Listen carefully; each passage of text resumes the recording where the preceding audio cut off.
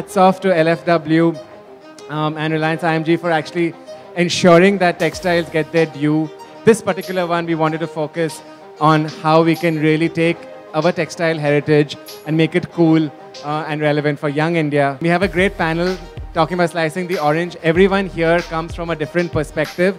So with that, Payal, I want to know about your experiment. And last season, you did something really interesting in terms of working with weavers. And you also played with format with your sari, for example. So do you want to share with us?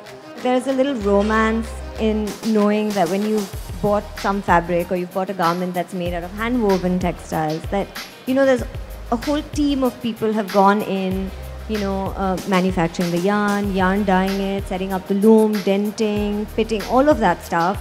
And there's a poetry in the final garment, which you really can't compare to something that comes from power looms. And to me, that's very seductive. Can you tell us from the Ministry of Textiles and from your own perspective, what all efforts you are doing? The benefit of handloom sector and promoting the handloom sector and welfare of the handloom weavers, the government has implemented various schemes.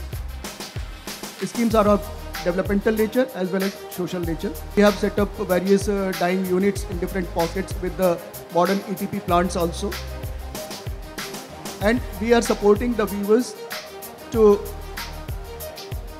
participate in various kind of marketing events so that they are able to sell their products directly to the consumers as well as they understand the market pulse.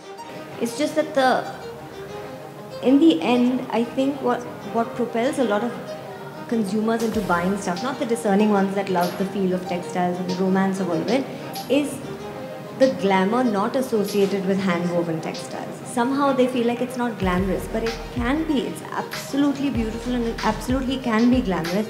It's just that we're so busy trying to squeeze into gowns that nobody can eat like for months to squeeze into, and then you can't walk down the stairs in them, and then you can barely cross your legs in them. And I just feel, why can't we just get over that?